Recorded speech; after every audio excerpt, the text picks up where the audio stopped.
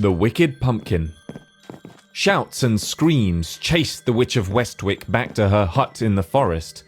The locals had caught on. She had been too careless flying on her broom, and now they knew she was a witch. Over her shoulder, she could see the bright fires of torches, their lights gleaming off the villagers' pitchforks and scythes. Her life near Westwick was over. She would have to set up somewhere else. But first, she had to deal with the peasants. Concoctions and potions raced through her head as she navigated her enchanted trees. An invisibility potion would do the trick, but she didn't have the right ingredients. She would have to improvise. Her cat was waiting at the doorstep, but she had no time to lose. She would only have a precious few minutes before the villagers would be at her door.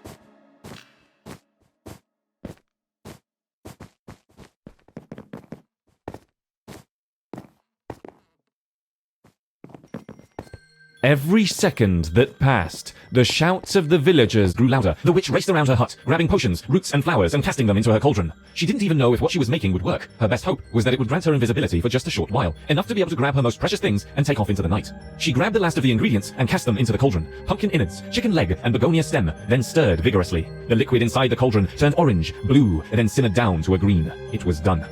The witch grabbed a spoon and carefully poured the liquid into a glass. It was now or never. She downed the glass and gulped down every drop. It burned her throat and clogged it like she had swallowed ash. Her eyelids became heavy and droopy. Her body felt like it was made of metal. Something was wrong. She stumbled and knocked over the cauldron. Her mind turned to green and orange, as if the only thing that existed was fire and flower stems. She could see a blazing sun burning over green grass fields, a young dandelion growing out of thick green leaves, green frogs jumping over a river tinged with streaks of orange rust, a large ripe pumpkin sitting in a vine-filled mud patch.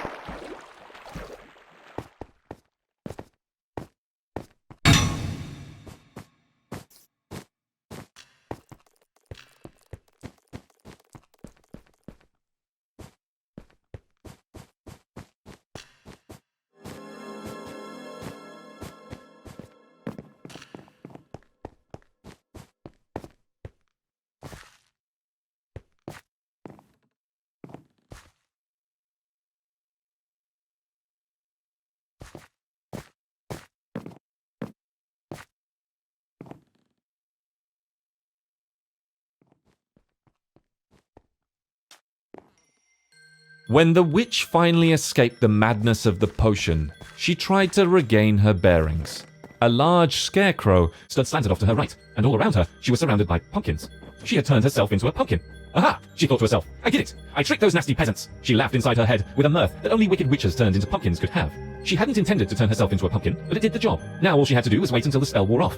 Then she'd be able to go on her merry way. But the witch had forgotten one thing. It was harvesting season, and she was a very large and magnificently ripe pumpkin.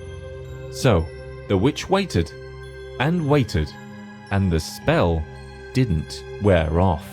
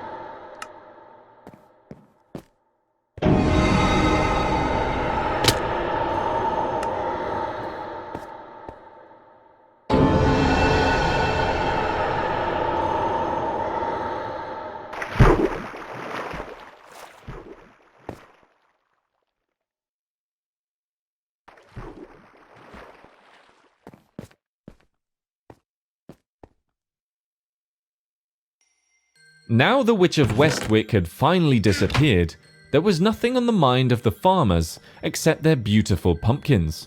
The pumpkin farmers of Westwick had a brilliant harvest that year. They had so many pumpkins that they were able to have pumpkin pie every night. The very first pumpkin they cut was such a beauty, they made a pie out of it for all the workers, sat around the table scraping off every last morsel from their plates. Every farmer agreed that there was something unnaturally good about the harvest that year.